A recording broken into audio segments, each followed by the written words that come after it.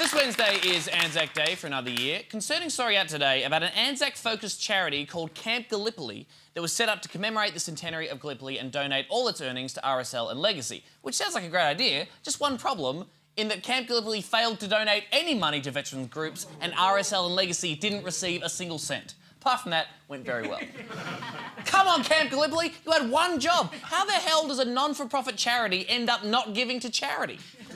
Other than the fact that Camp Gallipoli wasn't actually a charity or not-for-profit, it was a business that used the ANZAC name run by an ex-bankrupt businessman called Chris Fox, which makes it sound even worse than my Camp Gallipoli, which was my military-themed float at last year's Mardi Gras.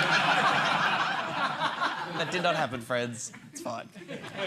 Although I do maintain that Dawn Service is a great drag name. OK, that was a shit joke. Not as shit as the actual Camp Gallipoli. It's a shame, right? In theory, it sounded like a really great event. Thousands in Adelaide and around the country have taken their ANZAC experience to the next level, camping together ahead of the dawn services. It was a nationwide sleep-out attended by over 40,000 people to commemorate the centenary of Gallipoli, backed by celebrity endorsements. Sleeping under the stars with your mates. Featuring iconic Aussie and Kiwi artists. Eating traditional Australian tucker. Watching movies and documentaries on the big screen. Knowlesy and Warney? If they threw in former Governor-General Quentin Bryce, I would have been there.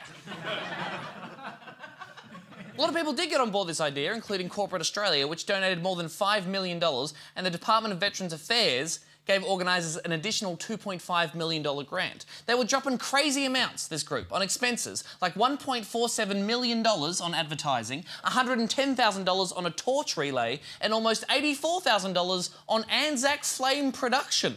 And you can literally see those expenses going up in flames here. All gone.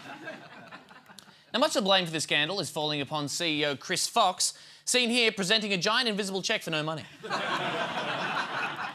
In addition to being paid a $150,000 annual salary for his work on Camp Gallipoli, Fox stood to profit by charging a management fee through a company linked to his family. Now, if that seems cheap and tacky, it is.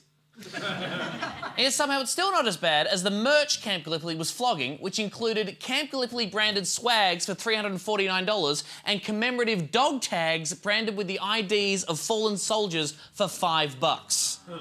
Awful. Personally, I loved my "I tried to invade Turkey but all I got was this t-shirt t-shirt. And I'm proud that it's Australian made. Except that it isn't, because it turns out a bunch of the ANZAC branded gear was actually made and imported from overseas. Wow, a poorly conceived plan with initially limited objectives that quickly ballooned into a costly and devastating failure thanks to the greed and hubris of those in command. Ironically, a perfect metaphor for Gallipoli.